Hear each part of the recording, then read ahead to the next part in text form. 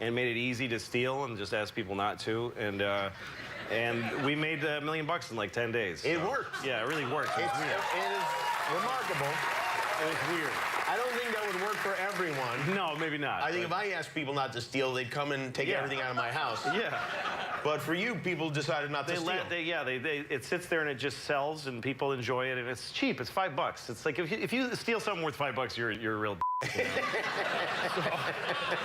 And I also made it very easy. People don't have to get emails. There's no company that there's nothing to join. There's no mailing list. They don't sign you up. Unless you want it. You have to really want it. Now, what you've done with your concert tour is interesting, too, because the tickets can only be purchased on your website. Yeah, we did exactly the same thing. I'm going on tour starting in October all over the country and in theaters, but you can only buy tickets on my website. So it's the same. They're cheaper, and all those crazy ticket charges, they're just gone. We got rid of those. And maybe even the best thing about it, I think, is that people can't really scalp the tickets. You don't have to go through ticket brokers because you have to be the person. If you buy the tickets, they check and make sure you're the guy. You got to actually call me at my house and say, I sold it to this dude. And we have a clause that's not in the terms and conditions thing that nobody reads. It's right over the buy button. It says, if you sell this for more than the price, then you will turn it off. We'll kill this ticket. Right. We'll give you your money back, but we'll cancel the ticket. So, and there's some sites where we'll be able to do that. I've got guys doing it. We've got like a little thing of these cops that are it's really fascinating and weird, but it won't work 100% of the time. But if you buy a ticket from somebody for more than $45, which is what all our tickets are, it might die before you get to the show. Yeah. It's a risk. When you get to the venue, they'll just go, that's no good. This ticket is no good, and you're screwed out of your money. That's right. See, I would not imagine you being so tech savvy. Are you into technology and that sort of thing? Well, you know, some of it is too much, you know. Like I don't have an iPhone. I had an iPhone, and it's just so absorbing. It's just like having a pencil that can, you know, it's just too, I just want to write something down. I don't want a whole panoramic experience. And I think people are a little naive about it, what they're giving away, because like people are so excited to have geotags. There's a company that always knows where you are. Like, what are you, nuts? Yeah. And there's a new thing, the cloud. They want you to go to the cloud. And they're selling it as a great idea. You don't need your stuff. Just give it to us. We'll keep it on the cloud. It's fine. You don't have to. And you're like, really? But those are my pictures. And we'll keep it on the cloud. You pay a little rent to have it up on the cloud. And the way they're going to talk you into this is that you get to have a smaller device, because you don't need to keep the stuff on it. You understand? That's why, okay, like this, somebody gave me this iPhone. This is what an iPhone is right now, okay? Now, it's gonna, when they tell you you want to keep it on the cloud, they're gonna say, this is the iPhone now. The next iPhone is just gonna be this. It's just gonna be this, and it's just gonna be this thing, because you need this to store all your movies and stuff on. But you're just gonna have this, and you just rub and go, ooh, I want to see Tom Cruise, and Tom Cruise will be all around your face, and then you want to see, you know, Selma Hayek, and then you take it and you that's how it's gonna work. I'll give you $10,000 for that thing right now. Wow. All right. So that's how it's going to work. You're reminding me a little bit of the Unabomber, but I think that's okay. I think that's all right. I won't touch that. Have you been enjoying your success? Because you're a guy that every comedian loved for a long time, but most people didn't know about you, and now a lot of people know about you. Yeah. And in my imagination, that doesn't work for you. I don't know. Is it a good thing? Well, it's weird. I'm at odds with it. I don't like when I'm kind of famous, and it makes me uncomfortable because I'm just a guy. And so sometimes people come up to me in the street and they say stuff, and that's kind of nice, you know. Sometimes I'm with my kids and they do it, and they just don't give a shit about my kid. They just step between me and my child and say, "Hey, dude, I want a picture," you know, or whatever. Yeah. People don't care about children. People don't respect children. If I'm with a lot of times I'll be with my daughter and she'll be crying. A lot of times she's crying. So she'll be crying because I'm a bad father. But so this happens to me a lot. My daughter's crying and some lady sticks her face in my kid's face and goes, "Why are you crying?" Great. Yeah, first of all, no one cries unless it's intensely personal. Nobody cries for something that you would just tell a stranger. Oh, because my mother doesn't love me, or what? You know, what are you? Why are you?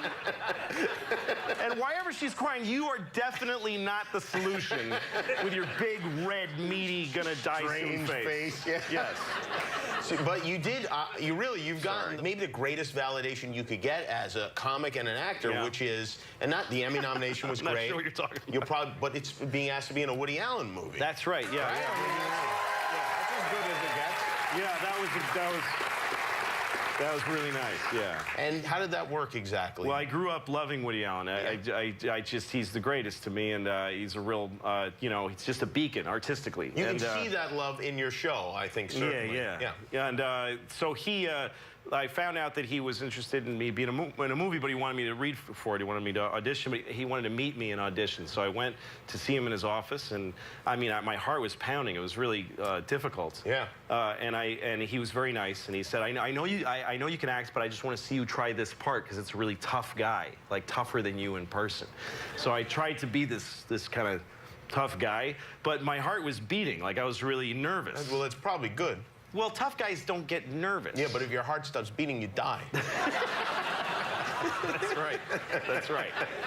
That's a good point. So you got to be grateful. So you obviously you did well. Right? I know I tanked it. I didn't get the part. And well, so he said, here's another part, way smaller. And I'm happy with the little part. Wow. I'm so happy with the little part because the other one made me nervous. It's a really tough guy. So then I find out that they gave that part to Andrew Dice Clay. He's true. Dice is playing. First of all, the fact that I auditioned for a part that Dice got is really you two bizarre. are interchangeable. Oh, yeah. Totally. But so Dice got the part, and I know him. And you do know him? Yeah. Okay. So he called me to both of us say, hey, we're in this movie, and he told me the story of him meeting Woody. And it was the greatest pleasure for me because he did himself and Woody. Like, he did his own character, and then he did a beautiful Woody Allen impression. Really? Yeah, so he's like, talking to Woody, and I got these sideburns, big sideburns. And Woody says, would you mind shaving the sideburns? Is that much of a problem? And I'm like, Woody, I'll do anything for you with what I got. Oh, and he says, my retina's bothering me. And yeah, my retina's too. Hey, yeah. Louis C.K. is with us. We're going to take a break. We'll be right back. More Louis.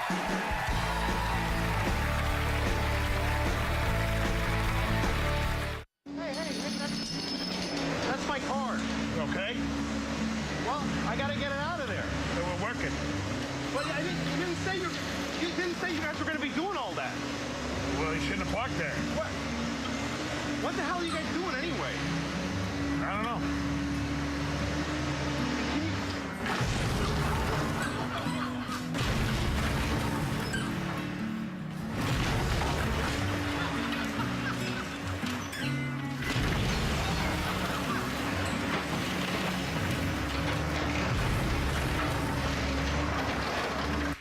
That is Louis. It premieres season 3 at 10:30 on Thursday on FX. Louis, that's, I have to admit, hilarious. I also find it kind of heartbreaking when I see a car get destroyed on television or in the movies. Yes. Well, it's funny. Usually there's picture cars, and when you want to destroy a car on TV, they go get you a car that the engine's dead, but the car looks okay. Right. So it's usually, it costs about $700 for like a, Ford Taurus, 92 Ford Taurus, But I know all these prices. But the character in the show that I am, it's me, drives an Infiniti, a black Infiniti of the current model era. So when you want something specific, you got to just get the car. So we just bought an You Infiniti. bought an Infiniti. Yeah, that laugh was $11,000. that's what You got to get that shot right. Exactly. We had one take, too. It's funny that you had to have an Infiniti, and yet on your show, like, we'll look back and, like, your neighbors are different people. Yeah. And And the cast, you'll That's change right. a cast member randomly. I've had 2 different moms on the show. I have. 3 different sister characters that have come and gone, and a brother who has only been on 1 season. He's gone. In the second episode, but it's not like I kill the characters. It's like they never existed. they I just stopped using suddenly are different people. In That's the second right. episode, your ex-wife Yeah, first time I've had an ex-wife. is African American, Yes. which you're neither of your daughters No, is they're even. they're extremely they're white. very, very white children. But my wife is played by a black woman, Susan. Her name What is an not unusual Susan. name. You just find out later in Is she related to Larry? That's gotta feel horrible. She's so good. Anyway, she's really good. And so she was good enough to play the person, and I didn't care. And as far as her being black, the only thing that, she's very different from my ex-wife in real life. My ex-wife and I have a great relationship. I feel lucky that I'm raising kids with her. I really do. But this woman is harsher on the show, and she's puts a lot of pressure on me. Like, she's a professional, and she wants me to kind of step up. So there's like a scene later in the season where she's trying to get me to get a real job. And when a black woman tells you to get a job, it's just more. it's just get a job. Like, it just hurts more. It's just, so that's why. You listen Exactly. closely. So she's just bringing a different palette of ideas and, language that I wouldn't have. You're very flexible when it comes to humans. If the character works for the show, Not then so much I don't with care cars. about the racial, but it's got to be a Black Infinity. It's got to be Black Infinity. That's Your concert tour, and tell me if this is correct, you guys sold 80,000 tickets in one day online. That's right. Wow. Are there any tickets left? Yeah, there's very few. 15 shows sold out. We were adding shows in every city, and more than half the shows are sold out. We've made, I think, grossed like $4 million, and it just keeps going. So it'll be sold out in like a week, but then I got to do the show. And then you got to do the shows. Yeah. All right. Well, if you want a last chance at Louis' shows, you go to louisck.com or louisck.net. Either one, louisck.com.